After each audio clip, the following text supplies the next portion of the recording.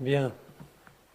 Je crois qu'on a entendu depuis hier soir un certain nombre d'études, de réflexions tout à fait passionnantes, savantes, fines, parfois drôles, et toujours liées à un engagement personnel effectif. Alors mon but va être ma tâche sera plus modeste. Je voudrais rappeler le choc qu'a constitué justement l'invasion soviétique de la Tchécoslovaquie dont on vient de nous parler, et je dirais même le double choc, puisque au choc venu de Prague s'est associé en France un autre choc venu de La Havane. Cette invasion de la Tchécoslovaquie par les troupes du pacte de Varsovie compte indéniablement parmi les ingrédients de la mémoire européenne, du communisme, et même comme un des moments par lesquels la mémoire européenne s'est peu à peu libérée, enfin l'entreprise est bien loin d'être achevée, d'une mémoire communiste longtemps dominante, et pas seulement d'ailleurs dans le camp soviétique. Je signale que dans le dernier numéro de la revue Communisme, Stéphane Courtois et son équipe ont brossé de ce conflit de mémoire une fresque saisissante avec ses moments forts, ses thématiques, ses grands témoins. Je vous y renvoie, il nous en parlera peut-être. Il n'est pas sûr cependant que l'apparition du printemps de Prague et la réaction brutale des soviétiques aient constitué le moment le plus fort dans la constitution de cette mémoire juste à laquelle nous travaillons. Les ambiguïtés du printemps de Prague, en particulier, ont en effet pesé lourd, trop lourd, pour qu'ait pu se constituer aisément, à partir de celle-ci, une mémoire libérée des mythologisations, occultations, ou montage de la mémoire communiste ou philo-communiste. S'agissait-il de défendre le communisme et son parti contre ses propres insuffisances, manquements, rigidités bureaucratiques, de fait ou intentionnellement s'agissait-il de prendre ses distances progressivement avec un système socialiste qui avait fait la preuve de son inefficacité, voire même de sa nuisance? S'agissait-il pour le Parti communiste tchécoslovaque de trouver sa propre voie pour bâtir le socialisme, ou d'abord d'abandonner un des grands principes sur lesquels reposait le monde communiste depuis la constitution de la Troisième Internationale, la reconnaissance du leadership du PC soviétique?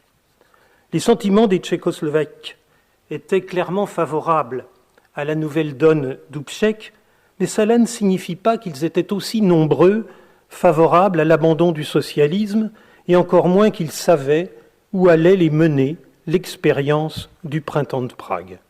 Alors comment, dans ces conditions, la mémoire que les Européens occidentaux gardent de cette période ne serait-elle pas ambiguë elle aussi? Les affiches représentant un Lénine en pleurs sur fond de chars soviétiques, un Lénine qu'on appelait à se réveiller, fleurir sur les murs de Paris. Ils, les soviétiques, disait-elle, étaient devenus fous. Ils écrasaient un vrai mouvement communiste dont le seul tort était non pas d'être anti-soviétique, mais de n'être pas soviétique. Pour les auteurs de cet article, de cette affiche, de quoi s'agissait-il? De sauver l'idée d'autonomie nationale, de revoir la manière de s'y prendre pour s'approcher du communisme, ou plus ambitieusement de sauver le communisme et son idée? Nous étions en 1968 et le mouvement de mai, qui avait rejeté entre autres les institutions communistes officielles françaises, venait d'avoir lieu.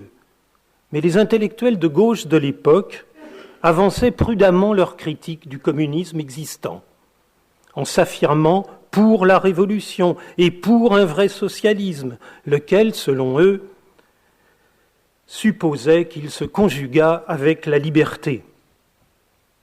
Ils défendaient cette révolution radicale opposés au capitalisme, mais liés à la liberté, qu'ils avaient cru enfin découvrir dans le castrisme, lequel occupait une place centrale au sein de la sacro-sainte idéologie tiers-mondiste d'alors, à laquelle Cuba, d'ailleurs, apportait son soutien idéologique, militaire, financier et autres.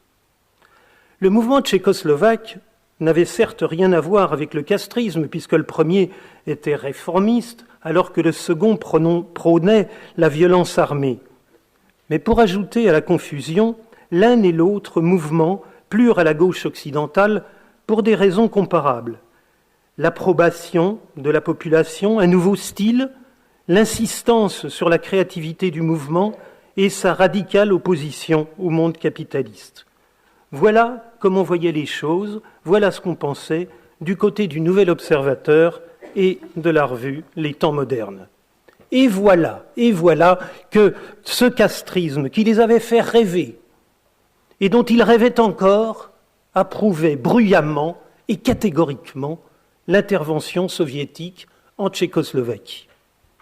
Ce fut, je vous le dis, un rude coup pour les intellectuels de gauche français, un coup dont Simone de Beauvoir rend compte explicitement dans le dernier tome de ses mémoires intitulé « Tout compte fait ». Il y a un pays qui pendant un temps a incarné pour nous l'espoir socialiste, Cuba. Il a bientôt cessé d'être une terre de liberté. Bientôt, c'est beaucoup dire, puisqu'il y avait 9 ans que le régime castriste était en place. De Beauvoir date a posteriori de la première moitié de 1968 ce basculement du castrisme. Au cours de cette année-là, affirme-t-elle, Castro adopta une attitude de repli, il cessa d'appuyer le castrisme en Amérique latine. En mai, pour ne pas déplaire à Moscou et pour ne pas encourager chez lui la contestation, il refusa d'envoyer aucun message de sympathie aux étudiants français. En juillet, il n'éleva pas la voix en faveur des étudiants mexicains assassinés par la police et Cuba participa aux Jeux olympiques de Moscou. Mais c'est l'appui de Castro à l'invasion de la Tchécoslovaquie qui aggrava brutalement les rapports des intellectuels français avec le pouvoir cubain. Le discours qu'il prononça, je cite, « après l'entrée des troupes soviétiques en Tchécoslovaquie », écrit Simone de Beauvoir, prouvait que désormais il s'alignait inconditionnellement sur la politique de l'URSS. Depuis, il ne s'est pas écarté de cette position. Dans l'approbation navrante, le terme est d'elle, de l'invasion soviétique par Fidel Castro, c'est, on le comprend, l'inconditionnalité cubaine qui constitue le premier argument mis en avant. Autant dire que la position de Simone de Beauvoir n'était pas la plus radicale dans le débat fondamental de savoir si le printemps de Prague cherchait à sauver le socialisme en empruntant des voies nouvelles ou s'il cherchait à échapper au socialisme existant. L'intervention était condamnée d'abord parce qu'elle venait de l'extérieur. Le rapport de la gauche et de l'intelligentsia occidentale à Fidel Castro se transforma donc sous l'effet de la crise tchécoslovaque. Pas complètement sans doute, et le régime castriste se verra appliquer pour quelques décennies encore la formule que Simone de Beauvoir appliquait auparavant à l'URSS, selon laquelle elle restait, grosso modo, du bon côté de l'histoire. Mais pour mesurer la profondeur de l'impact sur cette gauche de l'appui castriste à l'intervention soviétique, il faut rappeler le caractère quasi fusionnel qu'elle avait entretenu avec le castrisme. Je ne reviendrai pas naturellement sur la longue liste d'absurdités béates qu'on entendait encore dans cette deuxième moitié des années 60 à propos de Castro et de la révolution cubaine. Mais il faut écouter l'écho enthousiaste que firent les intellectuels de gauche, français et occidentaux, au grand congrès organisé pour eux à La Havane moins de 7 mois avant le soutien bouleversant du castrisme à l'invasion soviétique. Je cite le Nouvel Observateur du 28 février 1968. Ceux qui ont assisté à ce rassemblement exaltant la liberté d'examen et de recherche, écrit donc Michel Bosquet, témoigneront dans leur pays d'origine d'un fait dont ceux-là même qui se disent révolutionnaires commençaient à douter. La révolution socialiste est possible.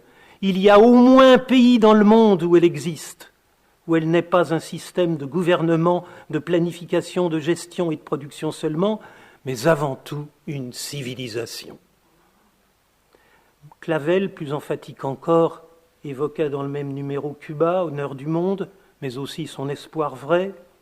Ce qui est important, c'est de souligner que ce congrès de la culture, tenu à la Havane du 4 au 11 janvier 1968, les dirigeants cubains n'eurent pas à regretter les dépenses pharaoniques qu'ils avaient consenties pour le mettre sur pied. Chaque invitation fut un investissement rentable. Les réticents ne cherchèrent pas à cracher dans la soupe, et les enthousiastes étaient parfois si inattendus qu'ils confirmaient le tremblement de terre que constituait pour la gauche française la révolution castriste. Que par exemple, le prix Goncourt 1967, André-Pierre de Mandiargue, un auteur sceptique de nouvelles érotiques, se soit enthousiasmé signifiait bien la puissance d'attraction de la révolution ou de la civilisation castriste. Le témoignage qu'il a bien voulu nous confier, écrit le Nouvel Observateur, n'en a que plus de prix. À l'entendre, André-Pierre de Mandiargue, soumis à un gang de petits militaires et de gangsters, à un gang de macros et de tueurs, les Cubains avaient été sortis, grâce à Fidel et Hoche, d'une sorte de névrose. La révolution cubaine pouvait être considérée comme une psychanalyse de masse, et il était normal que dans ces conditions, certaines résistances se manifestassent. Mais il fallait aussi criminel pour ne pas souhaiter que la méthode s'appliquât à vaste échelle sur toute l'Amérique latine. Quant à la révolution castriste elle-même, c'était une déclaration d'amour qu'il convenait de lui adresser, tant l'amour, l'intelligence et la poésie, sikh, paraissaient dominer le régime instauré par la révolution castriste. Castro permettait donc de rêver à un socialisme enfin vrai et sans doute, au-delà, de remédier à un déficit de rêve. La révolution castriste offrait de l'inattendu, du neuf, du surprenant. Castro ne proposait pas un modèle de solution aux problèmes économiques de la France, qui n'en avait pas besoin. Les Français et les Occidentaux de gauche renonçaient de plus en plus au grand soir, ils consommaient, partaient en week-end, mais venait de Caraïbes un supplément d'âme à la vie politique et peut-être à la vie tout court dans cette France dont on disait qu'elle s'ennuyait. Michel Bosquet ne parle pas d'amour, lui, pour évoquer la révolution castriste, mais il n'en était pas loin en évoquant, là aussi je cite, les yeux baignés de larmes de mains déléguées d'Europe occidentale à l'écoute du discours de Fidel devant le Congrès. Au mois d'août 1968, au moment de l'entrée donc dans Prague des troupes du pacte de Varsovie, Jean-Paul Sartre était en Italie. Mais il réagit immédiatement par une interview donnée au journal communiste Paese Serra le 24, dans laquelle il affirma le caractère strictement marxiste de l'expérience tchèque. Il condamnait donc fermement l'intervention, une véritable agression, un crime de guerre. C'est parce que je respecte profondément, écrivit-il, l'histoire de l'Union soviétique et parce que je ne me sens nullement anticommuniste que je me sens le devoir de condamner sans réserve l'invasion en Tchécoslovaquie. Le modèle soviétique étouffé par la bureaucratie n'est plus valable. Celui à la formation duquel on assistait à Prague était au contraire un témoignage en faveur de la civilisation socialiste et un espoir. Sartre donnera plus tard sa pièce Les Mouches, fin novembre, à Prague, une pièce qui soutenait la résistance des Tchèques comme elle avait soutenu la résistance française, affirma Simone de Beauvoir, qui ne devait pas se souvenir en fait du parterre d'officiers allemands venus l'applaudir à la fin de la guerre. En tout cas, elle redit d'après ce séjour combien, à son avis, le printemps de Prague n'avait pas été dirigé contre le socialisme, mais visait au contraire un socialisme authentique. Menant habilement la dialectique, elle reconnut qu'il y avait en Tchécoslovaquie, en effet, quelques forces antisocialistes, mais que leur existence tenait à la politique de Novotny et qu'elle s'était effondrée quand le Parti communiste avait présenté son nouveau programme. André Gortz, le directeur de fait de la revue Les Temps modernes, condamna comme Sartre violemment l'intervention soviétique du 21 août. Ces articles, et ceux venus de la gauche française, ne furent pas très nombreux, pas plus d'ailleurs qu'il y en aura beaucoup, par exemple, dans la revue Esprit. Et il fit appel à des Tchèques, Antonin Lim, Milan Kundera, Ilios Yannakakis, Petr Pitart, qui partageaient les positions d'Otassik. Et pour la critique du mouvement, il fit appel à Karel Bartošek, qui en dressa un bilan marxiste, et surtout à Marco Macchio, un intellectuel appartenant à l'extrême gauche italienne. Nulle remise en cause du socialisme, on le voit, en tant qu'idée. Au contraire, et que de précautions dans ces milieux pour mettre en cause celui qui régnait à Moscou. Jean Daniel, dans le Nouvel Observateur, condamna ainsi fermement l'intervention tout en se demandant avec un grand frisson s'il ne cautionnait pas l'antisoviétisme de droite. C'est du côté de David Rousset, qui compara l'entrée des troupes soviétiques à celle des nazis en 1939, et de Pierre Daix aussi, qui ira dans ce sens, qu'on peut trouver certaines des mises en cause les plus nettes de la nature même du camp soviétique. Il faut relire l'ensemble des textes pour comprendre à quel point l'idée communiste a encore du poids à l'époque et qu'elle est bien en effet encore son horizon indépassable.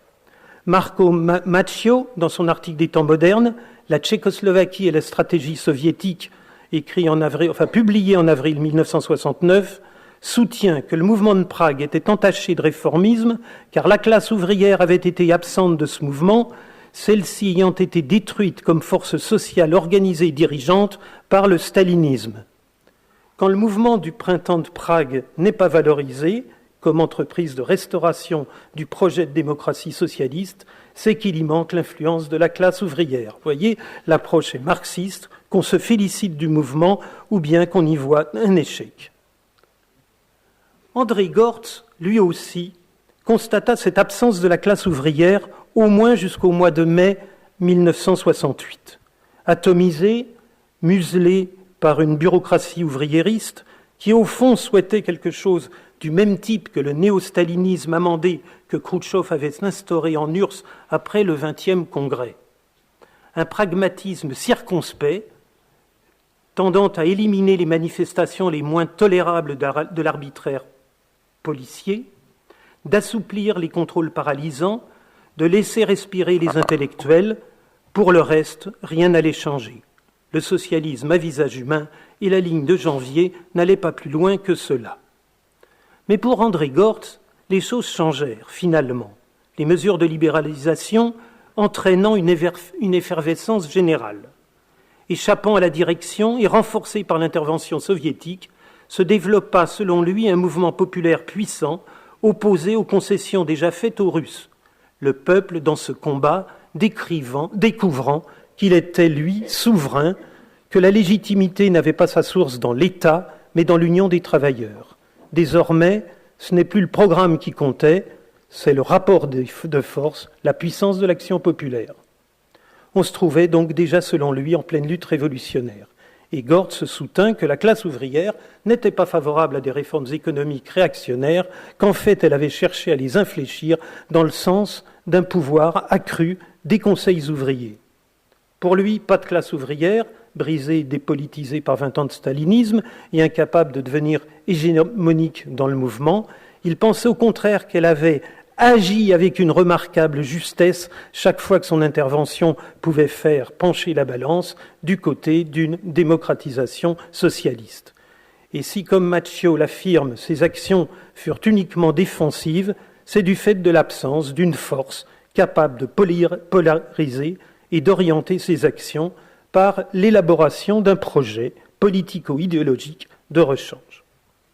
Alors qu'André Gortz a eu raison en septembre 68 quand il définissait l'intelligentsia tchécoslovaque comme une couche d'authentiques intellectuels communistes, marxistes, donnant sa chance de renouveau au socialisme démocratique, ou en avril 69, quand il regretta dans les temps modernes l'absence d'une intelligentsia marxiste liée à la classe ouvrière et capable de lui assurer l'hégémonie idéologique et culturelle, l'espoir, l'utopie en formation, la référence, c'est un vrai socialisme marxiste, c'est un nouveau monde en germe, une nouvelle civilisation, une nouvelle échelle des priorités que précisément il avait senti, annoncé, qu'il avait presque vécu, les larmes aux yeux, à La Havane.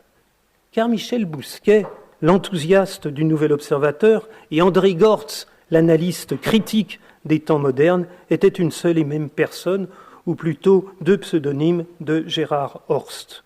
Le premier avait évoqué avec lyrisme Castro, le second le condamna d'approuver la répression du socialisme à visage humain de Dubček, au sein duquel il voyait une nouvelle manière d'associer le socialisme et la démocratie. Un des points communs à ce qu'il vit en janvier 68 à La Havane et voyait vivre 7 mois plus tard était la naissance d'une nouvelle éthique, le refus d'un mode de vie encouragé par le capitalisme, l'hostilité à la course à la consommation, que les staliniens l'acceptent selon le principe « consomme et tais-toi », lui paraissait en revanche dans l'ordre des choses. Rares à gauche donc sont ceux qui iront plus loin que lui. Cette invasion posait la question de la nature de l'État soviétique, incapable de supporter ce nouvel élan dans la quête d'une démocratie socialiste ou d'un socialisme démocratique. Alors comment pourrait-on croire dans ces conditions que cette approbation castriste de l'invasion soviétique ne fut pas un traumatisme pour cette gauche persuadée que dans sa recherche de la vraie démocratie socialiste, comme d'un marxisme véritable, le castrisme serait un de ses inspirateurs majeurs. La radicalité violente, armée, était passée comme une lettre à la poste en janvier 1968 à La Havane. Ce n'est pas celle qui comptait, pas plus, je crois, que le réformisme ni le caractère pacifique du printemps de Prague. C'est la vie qui se manifestait, l'enthousiasme collectif qu'on avait cru sentir à La Havane et qu'on avait senti à Prague, à Paris en mai et à Prague pendant l'été. Des groupes en fusion étaient à l'œuvre pour reprendre un concept sartrien. Paradoxale, mais bien solide analogie des deux expériences. Et voilà qu'au nom du premier socialisme, celui de La Havane, on approuvait la répression du troisième, celui de Prague. La gauche, en apparence unie derrière le soutien au mouvement de Prague, et plus encore dans la critique de l'intervention soviétique, était en fait émiettée en 1000 nuances, réserves, tendances contradictoires. Jeune maoïste à l'époque, je me souviens du regard au fond assez méprisant que nous jetions sur ce mouvement entaché de réformisme, même si nous condamnions dans l'outrance l'agression fasciste de la clique révisionniste soviétique, pour reprendre quelques-uns des termes les plus aimables utilisés par Chou En-lai le 23 août 1968. La prise de position castriste ne nous bouleversa donc pas. Depuis longtemps déjà, nous nous livrions avec beaucoup de suffisance à l'analyse des principes de la guérilla castriste, la théorie du Foucault, déviance de la sage théorie de la guerre populaire prolongée du président Mao, était une des manifestations de ce que Fidel Castro cherchait en vain une troisième voie entre le révisionnisme moderne et la révolution. Mais pour cette gauche, qui allait de la critique ponctuelle de l'URSS à la remise en cause de sa nature socialiste, pour cette gauche qui avait quelques mois auparavant, je n'insisterai jamais assez là-dessus, pu constater ou cru pouvoir constater des visus la naissance d'une vraie démocratie socialiste, d'une nouvelle civilisation à La Havane, le coup vraiment fut terrible. Le 23 août 1968, Castro prend la parole. Il ne s'agissait pas pour lui de lire un communiqué officiel bien ciselé du comité central du Parti communiste cubain, fondé ou refondé en octobre 1965, mais de donner la parole, de donner le point de vue de la révolution elle-même, au plus près, c'est-à-dire celui de son porte-parole, Fidel Castro. Ce fut un de ces discours emberlificotés dont il avait le secret. Notre mémoire, vous savez, aussi a subi la mythologisation et nous avons plutôt le souvenir de discours logiquement clairs et dynamiques du dirigeant cubain. Son analyse se faisait, disait-il, à la lumière des positions révolutionnaires de notre parti. C'est très important car je crois que cette opinion que nous soutenons honnêtement est très importante pour déterminer notre position vis-à-vis des faits présents. Enfin, mais laissons là ces questions de forme. Il avait avec lui quelques feuilles, mais c'était des copies de dépêches prouvant la trahison du socialisme qui s'annonçait à Prague. La traduction officielle du compte-rendu sténographique, interdite du moindre changement de l'auguste expression du vrai, relate même les grommellements de Castro, se rendant compte qu'un de ces documents manque. Le discours est reproduit le 25, sur 2 grandes pages très serrées de Granma, l'organe du Parti communiste cubain. La signification de son titre, à défaut de son style, est claire.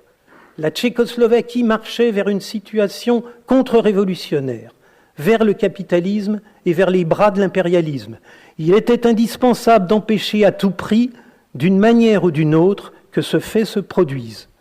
Et voilà l'URSS justifiée. Mais de quoi exactement ? Ce n'est non pas d'avoir sauvé une certaine idée de l'humanité et de son avenir, ni le printemps de Prague, ni ce contre quoi s'était levé ce mouvement ne méritait beaucoup de respect à ses yeux. Castro admit qu'il fallait réagir à des méthodes incorrectes de gouvernement, à une politique bureaucratique, au divorce d'avec les masses. Mais où cela menait-il ? Il nota les applaudissements de la presse impérialiste, évoqua la possibilité d'un prêt de Bonn à Prague, alors que la RFA était le pion principal de l'impérialisme yankee. Il souligna les suggestions entendues ici et là, faites au parti tchèque, de remettre en cause son rôle de guide et de contrôleur de certaines choses, sikh, et surtout de la sorte de guide spirituel qu'il devait être. Il souligna le danger, et disons plus le piège, que représentait le soi-disant modèle yougoslave. Autre signe d'une descente aux enfers capitalistes, Tito n'avait-il pas été accueilli triomphalement à Prague du 9 au 11 août 1968 ? En 2 mots, ce qui était en cause, c'était, pour Castro, la fonction du parti d'exercer le pouvoir et, au fond, d'exercer la dictature du prolétariat. Certes, l'action n'était pas légale du point de vue international. Certes, on ne voyait pas quelle personnalité avait appelé à intervenir. Et un tel appel en disait long sur l'état de la conscience révolutionnaire et sur le discours et sur le système devant lequel on se trouvait au bout de 20 ans. C'était un acte honteux, ce recours à ce procédé, qui en disait long sur la responsabilité de ceux qui dirigeaient une révolution dans des déformations telles qu'elles rendaient possible des circonstances de cet ordre. On pouvait même se demander s'il vaudrait la peine qu'après 20 ans, pour pouvoir survivre, une révolution doive recourir à de tels procédés. Mieux, esquissant une réflexion sur la nature du socialisme est-européen, Castro demanda « Quelle sorte de communistes serions-nous et quelle sorte de révolution communiste serait la nôtre si au bout de 20 ans, nous nous trouvions dans la nécessité de faire une chose semblable pour la sauver ?» Gortz, les temps modernes, une partie de la gauche, pouvaient être d'accord sur ce conflit entre le monde de la consommation et l'esprit de sacrifice des masses, d'accord avec son rappel des idéaux, fraternité, etc. Peut-être aurait-il eu plus de réticence à parler comme lui d'âmes affaiblies et ramollies par des campagnes pour la paix, incompréhensibles, et par les espoirs de consommation effet de l'influence occidentale. Et plus de réticence aussi devant le nihilisme perceptible quand Castro lança « Mieux valait la mort que la moindre concession à l'impérialisme, nous préférons que ce peuple sombre avec notre révolution plutôt que de survivre au prix d'une concession, d'une seule, aux impérialistes yankees. » Ce qui fut retenu du discours de Castro fut l'approbation de l'intervention. On a le tort de n'en pas mentionner le motif principal. Il s'agit, en effet, d'abord de rappeler à la puissance nucléaire du camp socialiste ses devoirs vis-à-vis des États socialistes menacés. Nous demandons, je cite Castro, Les divisions du pacte de Varsovie seront-elles également envoyées au Vietnam si les impérialistes accentuent leur pression et si les Vietnamiens le demandent? Les divisions du pacte de Varsovie seront-elles envoyées en République démocratique et populaire de Corée si les impérialistes yankees attaquent ce pays? Les relations étaient excellentes à cette époque avec la Corée du Nord, dont certaines délégations étaient accueillies en toute amitié dans les appartements privés de fidèles. Et l'important suivait. Les divisions du pacte de Varsovie seront-elles envoyées à Cuba si les impérialistes yankees attaquent notre pays, ou même si, devant la menace d'une attaque des impérialistes yankees, notre pays le demande? Alors que les débats de la gauche occidentale cherchent à définir une autre voie vers la démocratie socialiste, ces conditions de réussite, les menaces qui pesaient sur elles, mettant en cause avec prudence la patrie du socialisme pour son ingérence extérieure et non pour sa structure politique, Castro, qui semblait pourtant partager certaines des interrogations de la gauche sur la nature du socialisme réel en Europe, les tranchait brutalement comme avait été tranché le nœud gordien et en fonction de son intérêt, le maintien de son pouvoir à Cuba. En étant une des rares grandes figures dans le monde à soutenir l'intervention, il s'assurait déjà une place de choix aux côtés du grand parti frère et légitimant l'intervention de ce dernier, il cherchait à s'assurer que celle-ci pouvait et serait effectivement renouvelée dans des circonstances analogues.